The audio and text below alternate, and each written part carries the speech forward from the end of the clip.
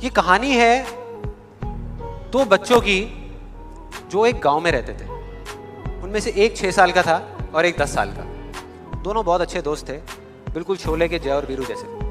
दोनों हमेशा साथ साथ रहते, साथ साथ खेलते, साथ साथ खाते पीते, साथ साथ नहाते धोते। नहीं, धोते नहीं, ये थोड़ा ज्यादा हो गया। तो एक दिन वो दोनों गांव से थोड़ा दूर निकल गए और खेलते खेलते उनमें से जो बड़ा बच्चा था 10 साल वाला, वो एक कुएं में गिर गया और जोर जोर से चीखने चिल्लाने लग गया क्योंकि उसको तैरना नहीं आता था। अब जो दूसरा बच्चा था छोटा सा 6 साल का, उसने अपने आसपास में देखा और उसको कोई नजर नहीं आया, उसको कोई नहीं दिखा जिसको कि वो बुला सके हेल्प के लिए। और फिर उसकी नजर पड़ी एक बाल्टी पे जिसपे एक रस्सी बंधी हुई थी। उसने एक सेकंड भी वेस्ट नहीं किया, उस बाल्टी को उठा करके कुएं में फेंक दिया और अपने दोस्त को बोला कि पकड़ ले इसको। उसके दोस्त ने पकड़ा और वो अपनी पूरी ताकत लगा करके पागलों की तरह उसको खींचने लगा।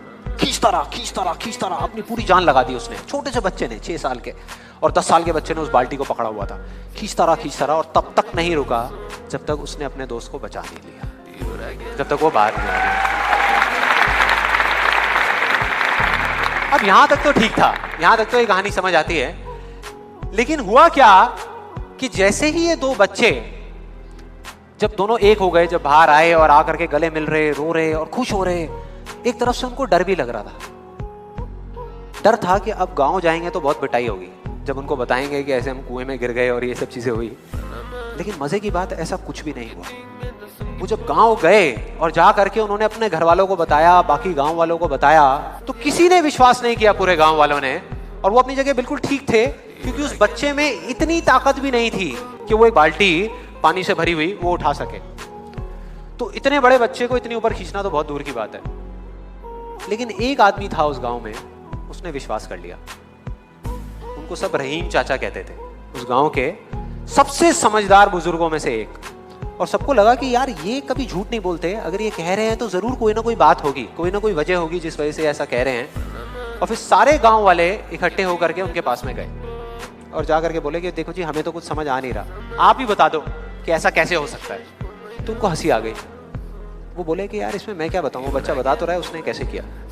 बाल्टी को उठा करके कुएं में फेंका, उसके दोस्त ने बाल्टी को पकड़ा, उसने रस्सी को खींचा और अपने दोस्त को बचा लिया। तो आपको पता तो है उसने कैसे किया, बच्चा बता तो रहा है, इसमें मैं क्या बताऊं। तो सारे गांव वाले उनकी शक्ल देख रहे। फिर कुछ देर बाद वो बोले कि सवाल ये नहीं है कि वो छोटा सा बच्चा ये कैसे कर पाया, सवाल ये है कि वो ये क्यों कर पाया, कि उसके अंदर इतनी ताकत कहां से आई। और बोले इसका सिर्फ एक जवाब है, सिर्फ एक, कि जिस वक्त उस बच्चे ने ये किया, उस टाइम पे उस जगह पर दूर दूर तक कोई नहीं था उस बच्चे को ये बताने वाला कि तू ये नहीं कर सकता।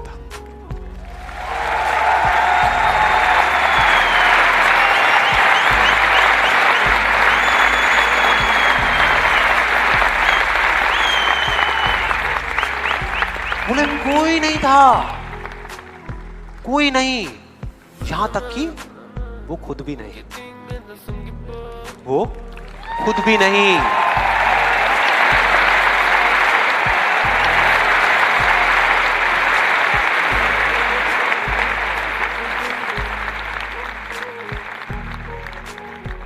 अब मैं आप लोगों से पूछता हूं कि अगर कुछ ऐसा हो जाए, अगर आपको भी उस बच्चे की तरह किसी की आवाज सुनाई ना दे जो आवाजें आपको रोकती है, ना किसी और की ना अपनी, तो क्या होगा?